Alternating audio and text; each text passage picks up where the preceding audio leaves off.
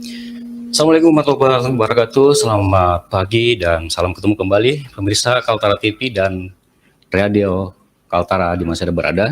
Kita senang sekali bisa bertemu lagi pada hari ini, edisi 30 November 2009 dalam program Bincang Pagi. Dan selama 1 jam ke depan, kita akan membahas satu tema, yaitu memotret tim penggerak PKK sebagai pilar pembangunan, terutama di Kalimantan Utara. Pemirsa, saya akan mengajak Anda untuk bisa berdialog dan juga berdiskusi pada siang hari ini melalui layar telepon kita di 0552 2033 740 atau di WA 0811 5403 200. Pemirsa, kita ketahui bahwa peran pemberdayaan keluarga ataupun PKK sangat bermanfaat sekali, dan ini merupakan spirit bagi pemerintah daerah, terutama di gubernur. Dan di studio kita telah hadir salah satu trigger pembangunan di Kalimantan Utara di bidang tim penggerak PKK, yakni Ibu Hajah Rahmawati SH. Assalamualaikum, Bu. Waalaikumsalam. Sehat, Bu, ya? Sehat, iya. Ya, pada kesempatan pagi hari ini kita akan membahas tema yang berjudul memotret tim penggerak PKK sebagai pilar pembangunan. Baik, di studio kita telah siap berdialog dengan kita, dan pemirsa, sekali lagi saya undang Anda untuk bisa berdialog di 0552 2033 740 atau di 0811 5403 200. Bu, kalau berbicara masalah PKK, tentu saja kita berbicara masalah peranan seorang Ibu Gubernur, ya, Bu. Ya, mungkin salah satu yang kita ingin bahas saat ini adalah mungkin peran secara detail apabila melihat ini kan PKK ini sama hampir se-Indonesia kerjanya, begitu ya, Bu, ya? Benar. Untuk urusan kesejahteraan, untuk anak-anak dan seterusnya. Nah, kira-kira apa yang berbeda dengan di Kalimantan Timur sebagai ketua tim penggerak PKK, Ibu? Ya. Terima kasih, saya Hajah Rahmawati SH, istri Gubernur Kalimantan Utara. Adapun ketua tim penggerak PKK di seluruh Indonesia itu adalah jabatan fungsional. Artinya ketika suaminya menjabat sebagai gubernur, otomatis dia juga akan diangkat sebagai ketua tim penggerak PKK provinsi tersebut. Adapun kiprah yang telah kami lakukan sangat banyak, Mas.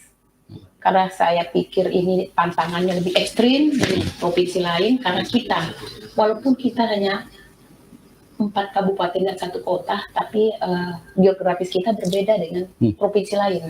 Jadi tantangannya luar biasa. Jadi setiap kami mengadakan sosialisasi ataupun mendatangi masyarakat, kami harus memerlukan transportasi yang luar biasa.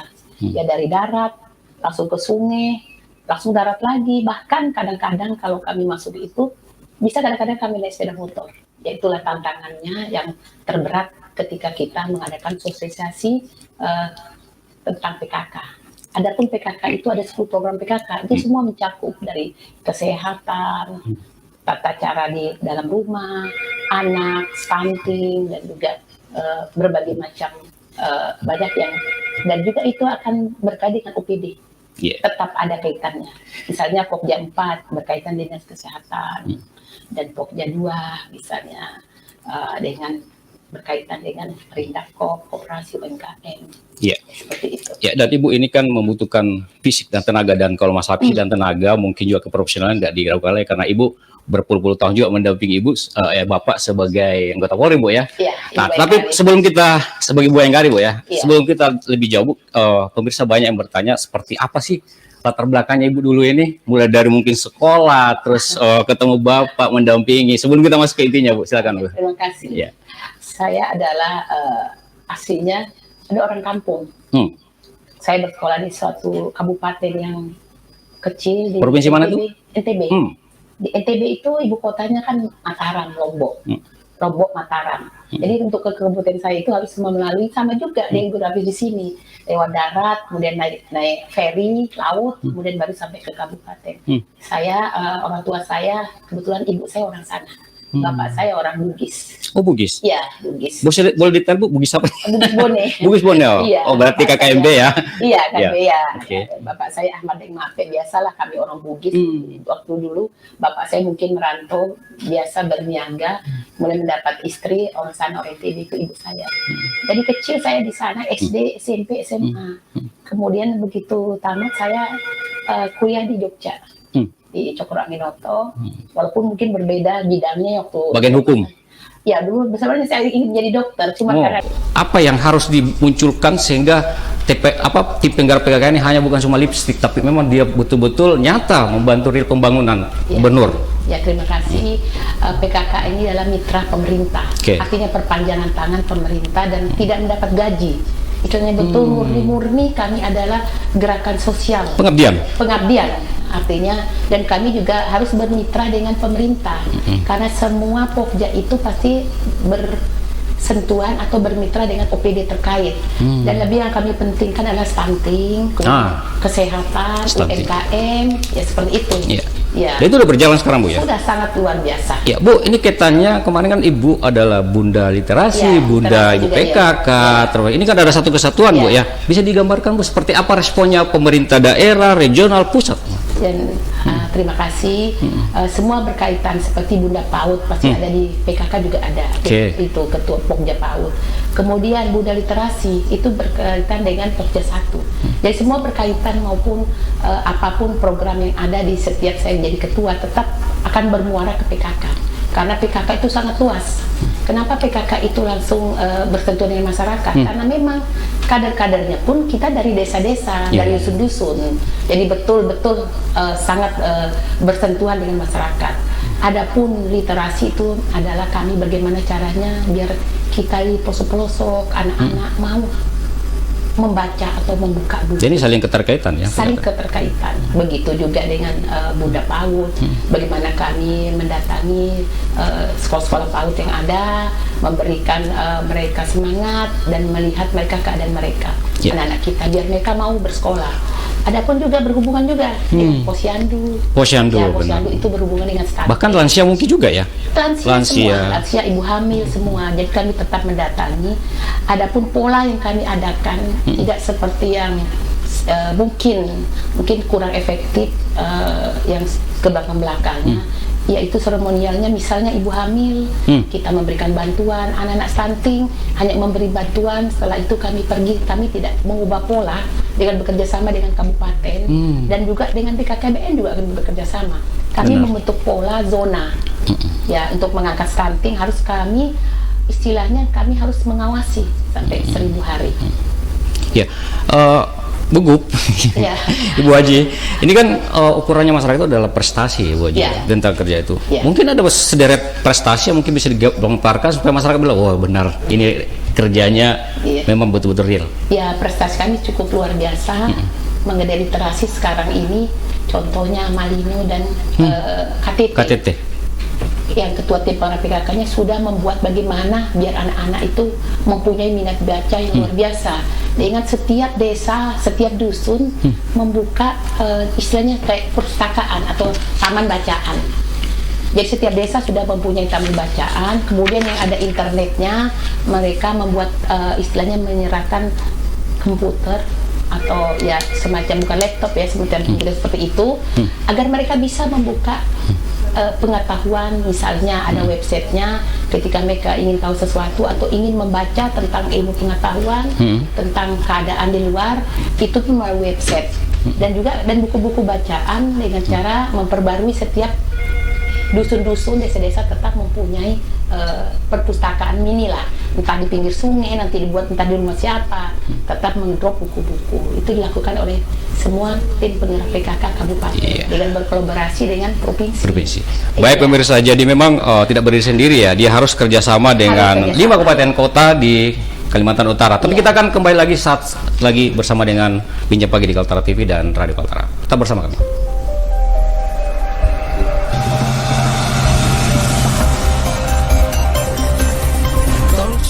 Sajian dialog interaktif yang membahas persoalan di tengah masyarakat.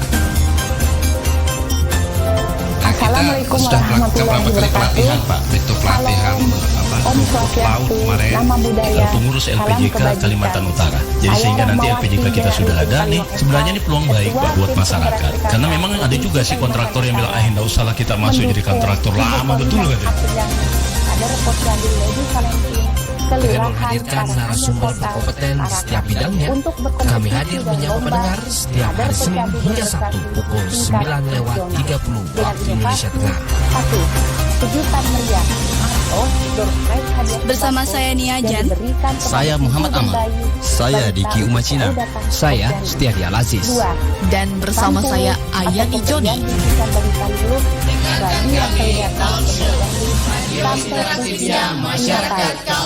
Semoga mendapatkan hasil yang terbaik. Ayo semua ke Posyandu karena Posyandu sahabat masyarakat. Wassalamualaikum warahmatullahi wabarakatuh. Salam Om Santi Pak, Santi Santi. anak kita selfie kena narkoba.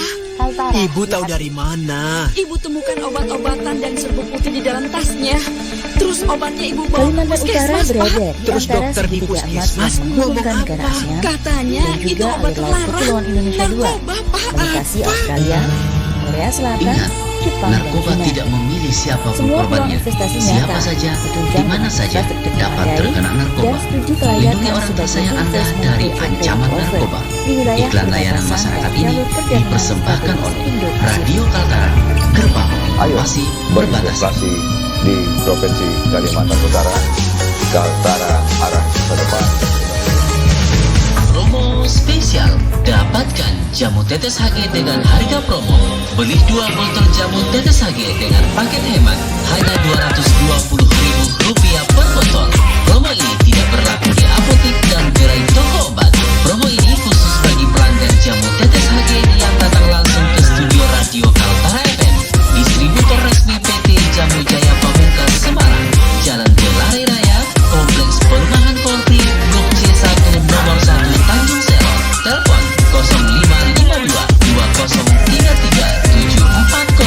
SMS dan WA di 0811 540 3200. Dapatkan jamu tetes HG yang asli dan orisinal hanya di studio Radio Kaltara FM dan juga melalui apotek yang ditunjuk resmi di antaranya Apotek Mia Farma Sengkamit, Apotek Pusada Farma Tanjung Talas, Apotek 3 Medika Jalan Jeruk, serta Apotek Pusada Kilo 2. Di luar dari apotek tersebut kami tidak menjamin keasliannya alias palsu. Awas, barang tiruan. Jangan sembarang membeli jamu tetes HG di apotek yang tidak terdaftar di distributor resmi Jamu Jaya Pamungkas Semarang. Untuk meningkatkan perekonomian di wilayahnya. Tahun ini, Halo pendengar setia, bagaimana kabar hari ini? Semoga kalian semuanya baik-baik saja. Perkenalkan, saya Evan, Duta Genre Kabupaten Bulungan. Saya sangat senang bisa menjadi teman perbincangan kalian dalam siaran radio kami. Sebelumnya, siapa nih di antara kalian yang merasa akrab dengan sentuhan gadget dalam kehidupan sehari-hari? Kali ini, kita akan membahas sesuatu yang tak bisa diabaikan lagi di tengah kehidupan modern, yaitu dampak negatif penggunaan gadget dalam keluarga. Bayangkan, waktu yang dulu diisi canda tawa dan antara anggota keluarga kini tenggelam oleh layar gadget. Kehadiran teknologi bagaikan pelangi yang cerah, namun juga menjadi hujan yang mengguyur kita dengan jarak. Interaksi berkurang, keakraban luntur akibat penggunaan gadget berlebihan. Proyek Tak pembangunan hanya pelabuhan itu, Barang kita Bebatu juga harus berlokasi di Desa waspada Bebatu, terhadap dampak Kecamatan pada Cisayap kesehatan. Hilir, Kabupaten Terlalu Tanah sering Tidung yang menatap layar berjarak sekitar bisa membuat 45 tidur kita menit dari terganggu. Geden Kita butuh istirahat Kota Tanah berkualitas Tidung, kan malah semakin telah lelah didukung karena dengan begadang infrastruktur gara-gara jalan media yang sosial cukup kan. baik. Pelabuhan Namun, dibangun di untuk sisi lain, aktivitas transportasi teknologi bukanlah masyarakat dan monster yang bongkar harus barang. dihindari. Dalam Letak era pelabuhan serba secara digital, geografis kita cukup juga bisa strategis, memanfaatkannya berada di untuk antara bersama-sama. Kabupaten Bulungan Bagaimana dan dengan Kabupaten ajakan Malinau teknologi dengan luas sehat? lahan Membantu berkomunikasi dengan keluarga 4.858,58 jarak jauh atau persegi. merencanakan liburan lewat aplikasi bisa jadi cara menarik untuk memanfaatkan teknologi tanpa melupakan keluarga. Oleh karena itu, ayo kita bersama-sama mencegah penggunaan gadget Keberadaan yang pelabuhan berlebihan. ini akan Kita punya menunjang kendali kegiatan atas proyek teknologi, strategis bukan nasional sebaliknya. pembangunan Dengan PLTA penggunaan di yang bijak, Kabupaten kita Malinau. dapat menjaga keseimbangan antara dunia digital dan dunia nyata. Mari ciptakan momen berharga tanpa layar demi hubungan yang kokoh dan keseimbangan yang baik. Bersama keluarga, ciptakan momen bahagia. Iklan layanan ini dipersembahkan oleh DP3AP 2KB Kabupaten Bulungan.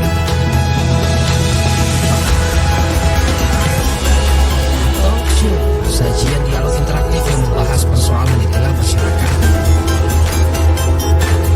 Nah, kita sudah melakukan berapa kali pelatihan Pak, bentuk pelatihan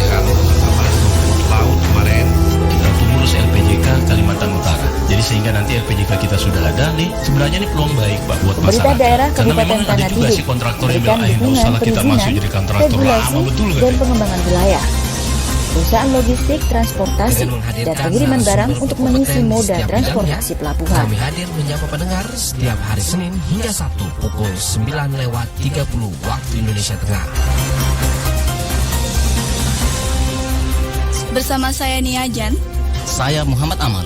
Saya Diki Umacina. Saya Setiadi Al-Aziz. Dan bersama saya Ayati Joni. Di hamparan pasir tak dekat.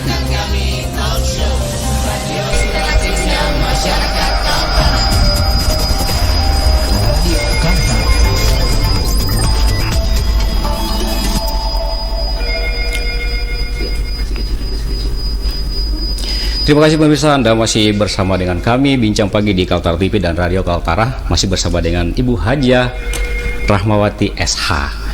Baik, Ibu Haji, ini kan sering banyak masyarakat menanyakan, ini Ibu Haji begitu ada kegiatan, apakah itu bersifat bencana, anak-anak yang lagi butuh pertolongan, Ibu selalu cepat dengan hadir begitu. Kira-kira Ibu yang mendorong itu apakah nurani memang karena, ya katakan kalau kita kasarnya bilang mau action aja atau gimana Bu penjelasannya? Ya, terima kasih. Memang selama ini mungkin dari kita itu banyak yang saya tidak bisa membendung pikiran masyarakat yang dalam kurung mungkin masih berpikir, oh itu pencitraan. Saya pikir kalau pencitraan kita hanya bertahan sebentar. Tapi saya melakukan sesuatu itu karena memang saya merasa ada empati yang tidak bisa saya tinggalkan di sini. Saya pernah merasakan begitu susahnya hidup. Jadi begitu ada kesusahan seperti contohnya kemarin ada satu keluarga yang kena HIV, ada 3 anak kena HIV masih kecil. Di mana tuh Bu? Di Tarakan. Kemudian ada dari gerakan, ada grup-grup sosial cepat menghubungi saya. Langsung saya ke sana dan dengan saya langsung melihat keadaan mereka. Network sudah terbangun. Ya, saya melihat keadaan mereka dan bagaimana keadaan dengan sebagai kepala keluarga, sebagai dia anak SMP. Coba bayangkan, anak SMP kelas 3, dia selaku seorang ibu dengan adik-adiknya ada 5 orang, ada 6 orang. Dengan orang tua yang sudah meninggal, kemudian bapaknya masuk penjara, kemudian dia dengan ini, dan ada lagi yang lebih membuat saya tersentuh itu karena adiknya yang paling kecil kena HIV. Dan itu Ibu cuma mendengar isu aja, langsung respect. Ya, kadang-kadang lihat. Bukan diundang khusus ya? Tidak. Sosmed, ada yang mau saya lihat messenger mengatakan bahwa inbox, Bu bisa nggak Bu? Langsung saya inilah, karena saya bisa merasakan bagaimana kalau mereka tidak tertolong. Ya kalau mereka punya kemampuan mungkin tidak akan pernah mereka menyiarkan lewat sosmed atau minta bantuan. Pasti mereka langsung menangani. Tapi ini mereka susah, untuk hidup aja susah, apalagi untuk berobat. Saya akan langsung ini, dan itu tak kenapa saya sudah lakukan sejak saya masih muda, sejak saya masih kuliah sampai kemudian saya waktu itu masih umur 35 tahun, untuk menolong orang itu ada perasaan, ya ada kebanggaan. Apa yang mendorong Bu? Apakah karena latar background ya mungkin, kehidupan? Latar belakang kehidupan saya anak paling kecil, bapak saya meninggal, saya tidak pernah melihat. Umur berapa itu Bu? Saya, waktu meninggal bapak saya. Umur berapa Ibu? 2 tahun. 2 tahun, kecil sekali. Ya, 2 tahun. Jadi seorang ibu saya single parent, seorang ibu rumah tangga yang biasa-biasa, yang tidak pernah punya skill untuk menghidupi anaknya dengan 6 anak. Bagaimana? Jadi saya melihat keadaan ibu saya, jadi saya berpikir saya harus, kalau saya besar, saya harus menjadi orang yang berguna untuk orang lain. Ini udah tertanam sejak kecil ya. Katakanlah dendam positif ya terjadi itu ya. Tapi dendam sosial. Ya. Makanya kepekaan sosialnya tinggi sekali Bu. Saya selalu seperti itu. Saya ingin bagaimana cara membantu orang. Bagaimanapun cara pun, walaupun tidak dengan materi, dengan apa yang saya punya. Yang ada apa yang ada yang di sekitar saya. Ya, misalnya saya punya ilmu, misalnya untuk memberikan wawasan ke mereka, itu yang saya lakukan. Kalau saya punya materi, kalaupun saya ingin ngobrol materi, saya berusaha untuk ngobrol kepada teman-teman saya yang punya rezeki yang lebih, biar mereka mau. Ibu, ada yang mungkin ingin bertanya sedikit ini dari pemirsa. Ini pemirsa, kami juga ajak Anda untuk bisa masuk, dan ini ada yang telepon tapi mungkin langsung di line kita. Ya, langsung aja kita tanggapi. Halo. Halo, assalamualaikum. Halo. Halo. Halo, dengan siapa Bu? Ya, mungkin kita lanjut Bu. Jadi memang tertanam sejak kecil. Iya. Sehingga sosial itu bukan karena dalam nurani ya Bu ya. Memang ketulusan keluar. Jadi bukan pencitraan ya. Iya, bukan. Kalau pencitraan kita hanya berlaku 1 bulan 2 bulan. Kemudian saya melakukan itu sebelum saya menjadi istri gubernur. Iya. Jadi memang sudah perilaku atau tabiat dari dulu Bu ya. Jadi bukan pada saat menjabat sebagai istri gubernur ya. Sampai kapanpun nanti setelah saya tidak jadi istri gubernur akan saya lakukan juga. Ya, baik, kita terima dulu penelpon ya pemirsa. Halo, Assalamualaikum. Halo. Ya, dicoba lagi mungkin ya. Halo, Assalamualaikum. Halo. Dengan siapa Pak? Waduh, nggak bisa kedengaran suaranya. Dengan Pak siapa Pak? Halo. Bisa dengar kan? Ya, langsung aja Pak, langsung Pak. Bisa bertanya tentang apa Pak dengan Ibu Gup? Halo, oke.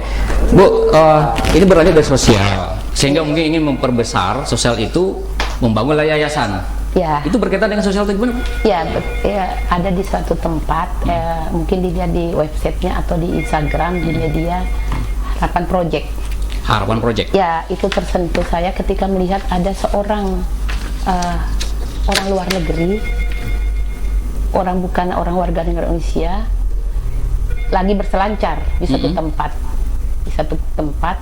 Kemudian melihat di sekitar mereka itu anak-anak mereka tidak mendapat pendidikan, kemudian yang sakit seperti kaki gajah, busung lapar, kanker, tidak ada yang tertangani. Karena apa? Memang keadaan mereka betul-betul sangat memprihatinkan. Keterbatasan. Setelah itu saya dan teman-teman saya berpikir, kita orang asli warga negara Indonesia, kenapa tidak kita lakukan? Kenapa orang luar warga negara mau? Sehingga saya dan teman-teman saya yang punya rezeki lebih, waktu itu masih muda lah, umur 40. Itu sudah berkeluarga Bu? Sudah berkeluarga. Akhirnya saya bersama-sama kami bagaimana ya dengan keadaan kami berusaha, kadang-kadang kami ke sana menyentuh hati para relawan yang punya rezeki lebih agar bisa membiayain ketika ada yang kena penyakit. Seperti kemarin ada anak baru lahir, kira-kira umurnya 1 bulan, itu ada nanti dilihat di Harapan Project itu, dia kena tetanus. Kalau tidak ditangani itu akan menjadi sangat buruk. Kemudian ibu itu tidak punya biaya. Akhirnya kami membawa ke Bali waktu itu dengan adalah itu orang Kaltara? Bukan, itu di yayasan itu saya itu Yayasan Harapan Indonesia itu membawa ke mereka. Kemudian ada dokter yang istilahnya dermawan yang mau mengoperasi, akhirnya tertangani dan sampai sekarang anak itu sudah normal kembali, kelas 5 SD. Ya, luar biasa juga, ya. Ada juga yang kakinya bengkak, kaki gajah ya istilahnya. Kalau tidak ditangani makin lama makin besar. Semua itu kami lakukan murni ketulusan dan nilai pahala lah gitu ya. Sehingga kami kemudian kami punya uang sedikit, jadi membeli berapa hektar tanah, kami membuat yayasan itu. Subhanallah. Ya, dan juga sekarang sudah itu di mana Bu lokasinya? Itu di Dompu. Oke, nanti kita tertarik sekali saya dengan yayasan, tapi kita terima dulu penelponnya. Halo, Assalamualaikum. Waalaikumsalam. Halo. Dengan Ibu siapa? Dengan Nona Inces. Siapa? Dengan Nona. Nona Inces di mana? Di Tanjung Sar. Oke, silakan langsung aja ke Ibu Gup. Nona Inces. Halo, apa kabar? Alhamdulillah, kabar baik Bu Haji. Ya, pertanyaan langsung aja Bu. Ya, saya ingin bertanya soal PKK. Pertama, apa itu galeri pelangi dalam PKK? Kedua, apa peran PKK dalam mengatasi stunting? Ibu Inces. Bisa jelas sedikit, kebetulan kita sedikit agak geser temanya, mungkin masalah kehidupan sosial aja. Sudah ini segmen pertama. Ya, sudah selesai. Ini bisa bertanya, geser di pertanyaan lain, tema lain selain PKK? Ya. Oke. Ya, silakan Bu Inces. Halo. Ya, silakan. Halo. Ya, terputus. Ya, ini kayak jaringan nggak terlalu normal Bu ya, tapi saya tertarik sekali dengan yayasan itu dan sudah berapa karya yang dilakukan yang membantu khususnya seperti yang dilakukan tadi orang-orang yang sakit yang kembali normal, dan betapa bahagianya dan nilai apa yang Ibu rasakan di saat berhasil menangani hal seperti itu, Bu? Ada perasaan yang luar biasa, tidak bisa saya gambarkan, ya tidak bisa dibeli dengan materi. Ketika mereka sudah bersekolah, ya kemarin kakinya membengkak, yang pincang, yang mengecil, kemudian setelah dioperasi, telah diadakan pengobatan, mereka bisa bersekolah, bisa berlari seperti anak lain. Itu yang luar biasa, yang tidak bisa saya gambarkan, ada rasa kebahagiaan tersendiri. Dan itu memang salah satu saja, banyak lain yang banyak juga yang bisa dilihat nanti di Instagramnya Harapan Indonesia. Kemudian kami murni adalah gerakan sosial tanpa tanda kutip. Tanda kutip ini betul-betul orang yang rela, yang mau, yang tidak mau disebutkan namanya. Kadang-kadang mereka menyumbang. Bu, itu kan berbicara konsep nasional ya, katakanlah di Dompu sana, tapi Ibu sekarang mengabdi di Kalimantan Utara. Nah, ada nggak jalan sehingga juga berdiri hal-hal semacam itu di Kaltara? Ya, saya dari dulu memang punya angan-angan bagaimana cara membantu, terutama masyarakat Kalimantan Utara. Dan hal itu sudah saya lakukan. Kadang-kadang masuk inbox atau mereka itu seperti yang saya katakan, ada yang kadang-kadang yang tidak punya biaya untuk mereka, contoh kecil aja, misalnya mereka mau cuci darah, biaya yang kecil aja, memang BPJS dan BPJS, tapi transportasi untuk itu mereka. Banyak Ibu yang seperti banyak. Itu. Kadang-kadang dari Nunukan, dari daerah-daerah perbatasan ingin dirujuk ke misalnya ke rumah sakit kita di Tarakan, mereka memang ditanggulangi oleh BPJS, tapi untuk kehidupan mereka di sana, ketika menjaga pasiennya atau menjaga yang sakit, mereka juga perlu biaya. Kadang-kadang saya menyuruh orang mengantar walaupun dengan sekedarnya untuk yang menjaga, untuk mereka bisa untuk beli makan dan sebagainya. Bu, itu kan butuh hal itu biaya. saya lakukan dari pribadi saya, tapi tapi Tuhan memberikan jalan. Tuhan selalu memberikan jalan. Karena ketulusan itu, Bu, ya. Selalu memberikan jalan, selalu ada.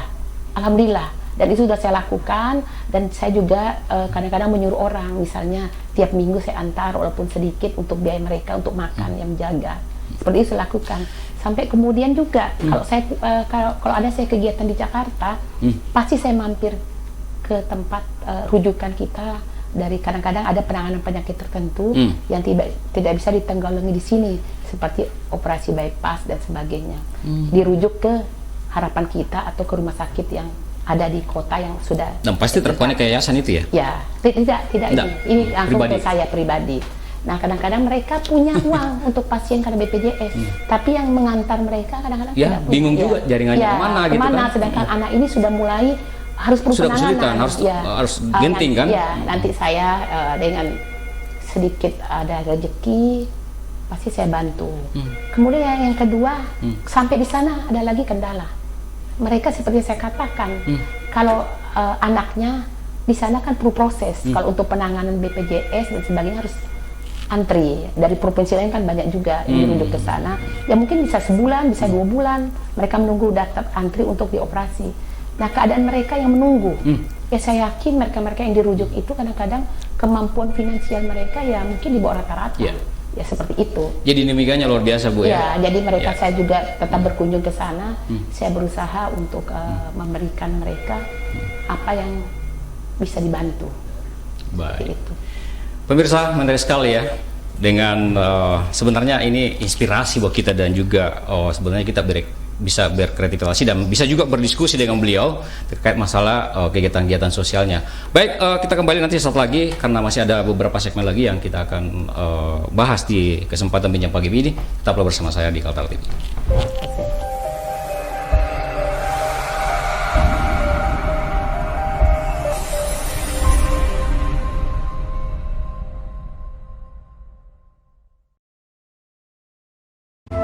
Assalamualaikum warahmatullahi wabarakatuh. Salam, Om Swastiastu, Nama Budaya, Salam Kebajikan. Saya Rahmawati Janak Arifin Paliwang SH, Ketua Tim Penggerak PKK Provinsi Kalimantan Utara, mendukung Ibu Korina Apriliani, Kader Posyandu Lady Valentine, Kelurahan Karanganyar Kota, Tarakan, untuk berkompetisi dalam lomba Kader Posyandu berprestasi tingkat nasional. Dengan inovasi 1. Kejutan meriah atau door prize hadiah sembako yang diberikan kepada ibu dan balita untuk selalu datang ke posyandu. 2. pesan tulus atau pemberian bingkisan balita lulus bagi yang selalu datang ke Posyandu sampai usia 5 tahun. Semoga mendapatkan hasil yang terbaik. Ayo semua ke Posyandu, karena Posyandu sahabat masyarakat. Wassalamualaikum warahmatullahi wabarakatuh. Salam, Om Santi Santi Santi Om. Salam kebajikan, Kaltara di hati.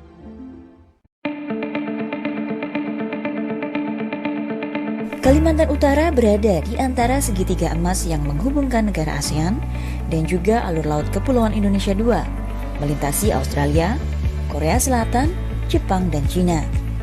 Semua peluang investasi nyata, ditunjang dengan infrastruktur memadai dan studi kelayakan sebagai investment project ready to offer di wilayah perbatasan dan jalur perdagangan strategis Indo-Pasifik. Ayo berinvestasi di Provinsi Kalimantan Utara, Kaltara arah masa depan Indonesia.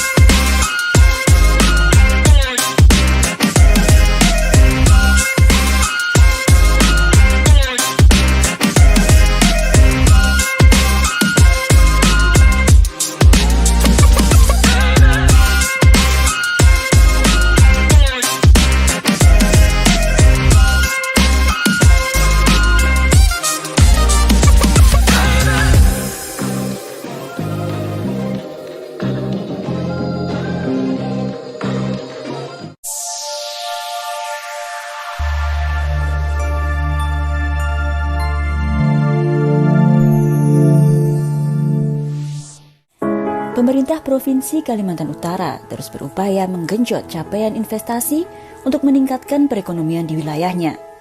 Tahun ini, nilai investasi yang ditargetkan Kementerian Investasi BKPM Republik Indonesia sebesar 29,98 triliun.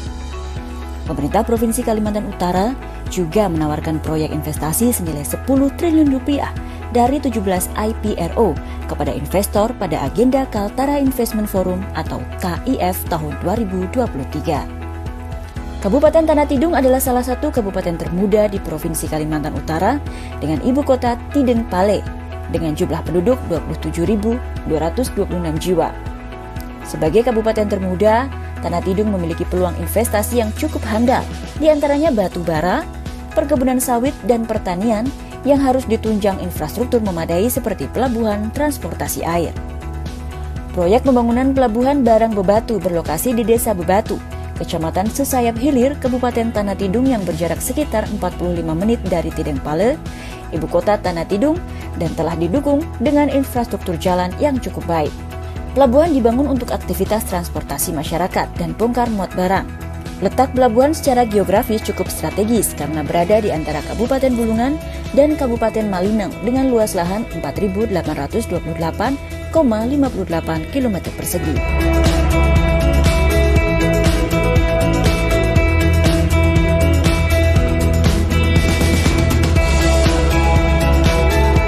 Keberadaan pelabuhan ini akan menunjang kegiatan proyek strategis nasional pembangunan PLTA di Kabupaten Malinau.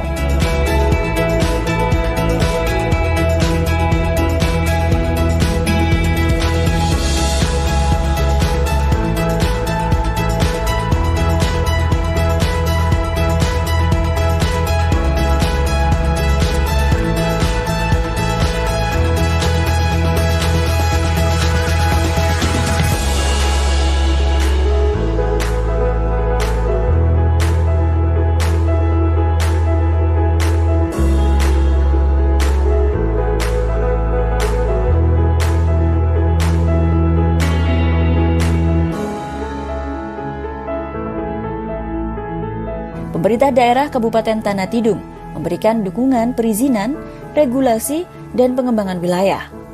Perusahaan logistik, transportasi, dan pengiriman barang untuk mengisi moda transportasi pelabuhan.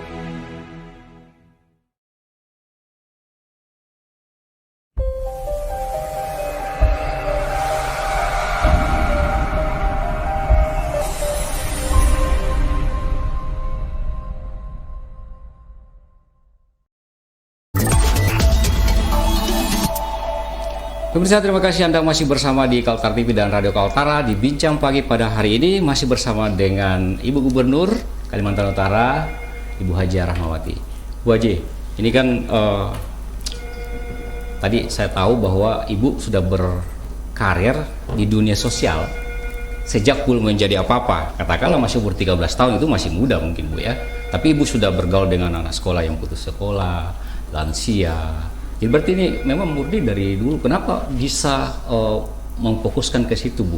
Bahwa ini sosial ini apakah efek positif secara ibadah mungkin dan juga ada kebahagiaan melakukan itu atau gimana?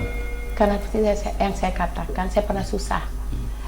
Jadi akan cepat tersentuh ketika melihat mereka susah. Karena saya pernah mengalami seperti itu.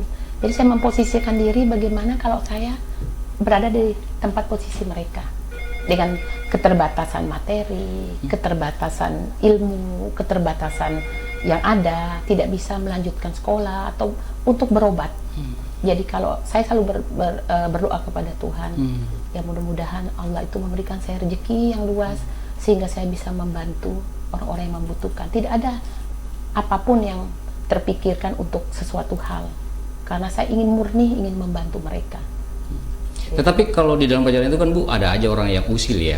Kita udah berbuat baik aja, orang masih usil, apalagi tidak. Terjadi nggak sama Ibu? Selama tidak pernah. Enggak ya? Tidak pernah terjadi. Ya, tidak pernah terjadi. Dan saya pun kalau ada yang susah selalu saya mendengar dari orang yang tidak mungkin saya bisa mengetahui di mana.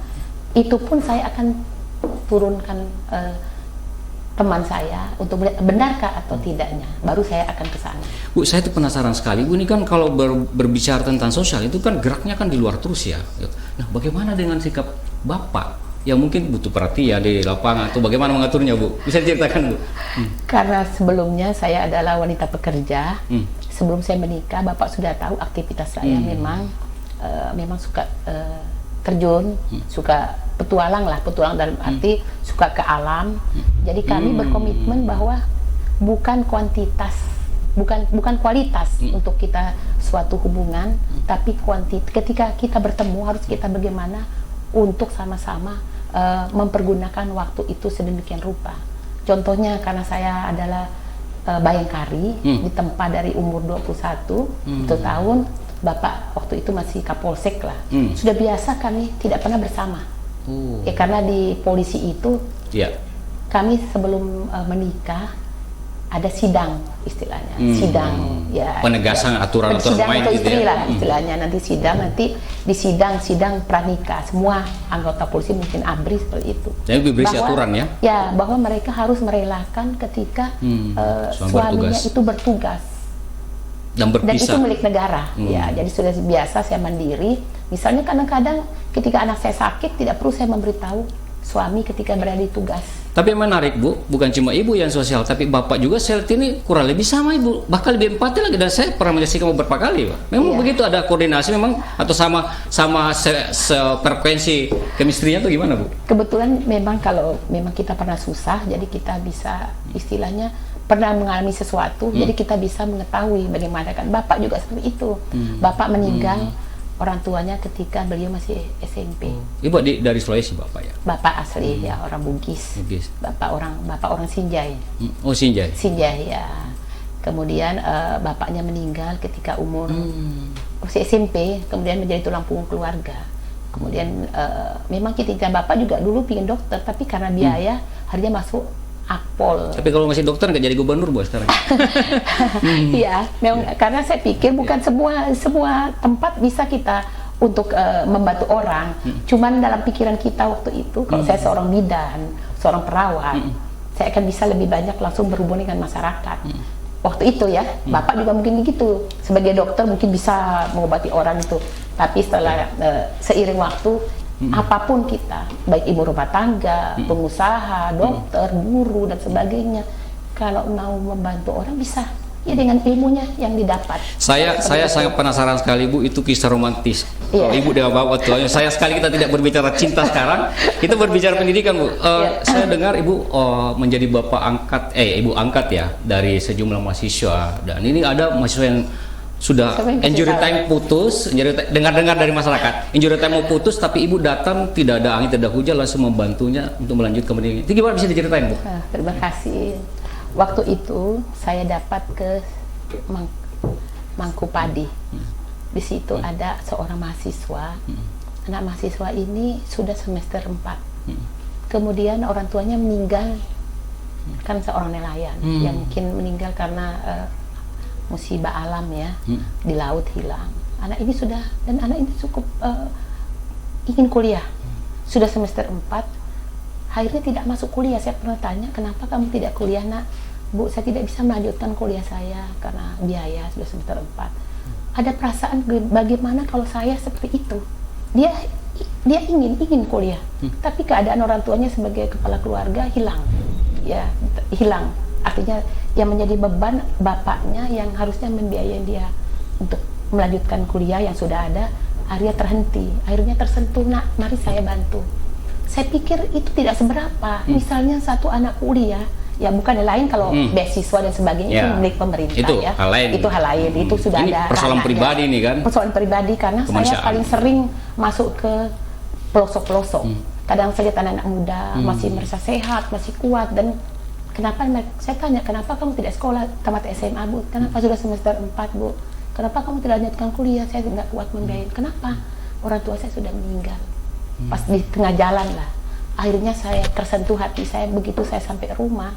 Saya tanyakan lah, salah satu ada senat mahasiswa yang ada di Kaltara ya. Sebenarnya uang, karena zaman saya uang kuliah kan masih murah waktu itu. Jadi saya tidak tahu seiring jalan, beda-beda tempat beda. Kalau di Jakarta mungkin di UGM di mana kan beda ininya. Saya tanyakan hanya uang kuliah 3.700.000 per satu semester. Nah, itu pun susah sekali. Alangkah kita ini yang ibu kan kita ini siapa-siapa aja. Pasti uang seperti itu bagi yang mampu hanya kecil. Contohnya kita makan bareng-bareng sama sesama inilah sahabat-sahabat, satu kali makan itu mungkin, malah lebih besar. Malah dengan membayarkan mereka, dengan membayarkan uang kuliah mereka hanya 6 bulan, berarti kita sudah bisa untuk masa depan dia. Akhirnya saya berpikir, ya saya bayarkan, Nak. Akhirnya kemudian saya tersentuh, kenapa? Ya oke lah, kalau harapan Indonesia sudah besar, sudah banyak donatur mungkin dengan ada, saya ingin berkiprah bagaimana anak-anak yang seperti yang saya tadi di Mangku Padi. Bahkan saya pernah ke Nunukan, saya masuk ke tempat petani rumput laut. Saya lihat anak-anak mereka, ada yang masih muda, yang usianya 18 tahun, 20 tahun. Saya dengan mata mereka yang, ya saya tahu karena saya pernah seperti itu, saya ingin kuliah, tapi karena saya tidak mampu, akhirnya kakak saya yang membiayai dari misal semester ini, kakak saya nomor 2 yang biayain semester berikutnya. Jadi saya bisa mengetahui bagaimana kita ingin kuliah, yang penting kita ingin untuk mengejar masa depan kita. Jadi saya bayangkan seperti saya seperti itu. Saya tanya, kenapa kamu tidak kuliah? Ini baru-baru langsung menangis bahwa dia ibunya hanya petani rumput laut, gimana saya bisa kuliah untuk menebus ijazah aja tidak ada. Akhirnya saya tersentuh. Adapun caranya itu menggait, saya verifikasi dulu, artinya jangan sampai tidak sembarang juga karena ini adalah uang pribadi saya. Betul. Alhamdulillah saya punya rezeki. Kemudian rezeki dari mana? Saya punya usaha keluarga yang saya dapat inilah istilahnya keuntungan lah. Jadi itu yang saya salurkan kepada mereka. Dan saya merasa terharu ketika ada 5 orang dari dulu sejak saya jadi Wakapolda, saya jadi bapak jadi Wakapolda, saya lakukan seperti itu. Kemarin ada anak asuh saya yang sudah tamat kemudian kerja dengan gaji kalau tidak salah tuh 3,5 juta di suatu perusahaan mungkin. Menelpon saya, Ibu, bisakah Bunda, dia panggil saya Bunda, bisakah saya mentraktir Bunda? Ini gaji pertama saya ingin menyerahkan kepada Bunda, bukan pada orang tuanya. Masya Allah. Sebagai bentuk terima kasih ada lah. rasa terharu yang luar bukan biasa. Nilainya, tapi bukan ini nilainya, dari keinginan ibu mereka. Kasihan. Ya. Akhirnya ada juga yang telah menikah sampai sekarang. Saya seperti anak saya sendiri ketika mereka melahirkan, ketika menikah, mereka mengundang saya karena Bunda, ya Allah ya Bunda, kalau tidak ada Bunda mungkin saya tidak bisa seperti ini. Ya, dan saya sekarang sudah punya anak asuh lebih kurang 20 orang. Dan itu tidak bisa dinilai dengan apapun ukurannya ya. Dan saya utamakan di Kalimantan Utara. Seperti kemarin di Nunukan ada yang saya kuliahkan, kalau bisa Nak, kamu kuliah dinunaikan saja biar bisa membantu kalau setelah Sudah mereka lulus. ini bisa, bukan sambil kuliah bisa juga sambil membantu kuliah. keluarganya, bisa membantu orang tuanya. Aduh Bu Haji, ini sayang sekali.